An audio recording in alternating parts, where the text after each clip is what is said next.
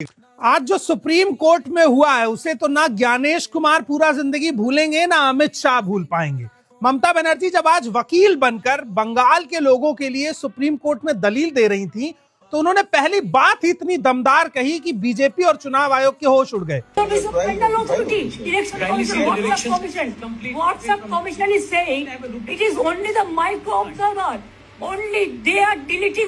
उन्होंने कहा कि मैं यहाँ टीएमसी के लिए कोई दलील देने नहीं आई हूं, मैं इस केस को लड़ रही हूं बंगाल के लोग और उनके वोट के अधिकार के लिए।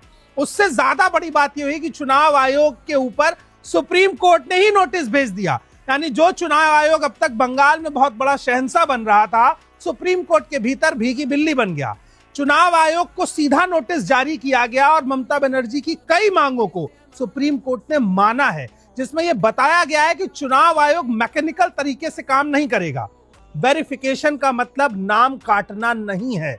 ममता बनर्जी का बार बार यही कहना था कि वेरिफिकेशन के नाम पर चुनाव आयोग बंगाल के लोगों का नाम काट रहा है। तो सुप्रीम कोर्ट ने सीधा आदेश दिया है कि वेरिफिकेशन का मतलब नाम काटना नहीं है और आप ये काम इस तरह से नहीं करेंगे।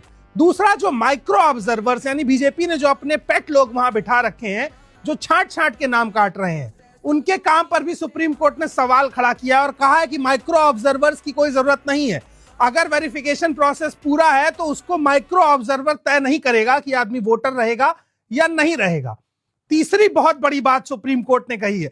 सुप्रीम कोर्ट ने कहा है कि इस पूरी प्रक्रिया में आपको मानवीयता दिखानी पड़ेगी, संवेदनशीलता दिखानी पड़ेगी, क्योंकि हर आदमी इतना पढ़ा लिखा नहीं होता है, उसे कागजी नॉलेज नहीं होती है, लेकिन वोट देना तो उसका अधिकार है। इसलिए आप वोट काटने के मकसद से नहीं बल्कि उसका हेल्प करने के लिए, ताकि उसका अधिकार भी बना रहे, इस पर चुनाव आयोग को काम करना है।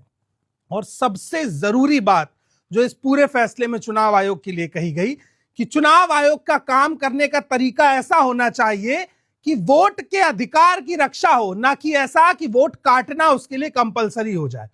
अब इस केस में ममता बनर्जी ने जो वकील की तरह दलील दी है, उससे चुनाव आयोग पर ही सुप्रीम कोर्ट ने कार्यवाही कर दी और उसको बता दिया कि किस तरह से काम करना है। तो कहीं ना कहीं आज की सुनवाई बंगाल के लोगों की बड़ी जीत है और अमित शाह और चुनाव आयोग यानी ज्ञानेश कुमार के लिए हफ्ते 10 दिन का झटका तो है कि अब नींद नहीं आने वाली है। बंगाल की लड़ाई दिल्ली आई और दिल्ली में भी ममता बनर्जी ने बता दिया कि किस तरह बीजेपी के लिए ममता बनर्जी आज भी एक बड़ी चुनौती है। ये पूरी बात आपको कैसी लगी, कमेंट बॉक्स में जरूर बताइए।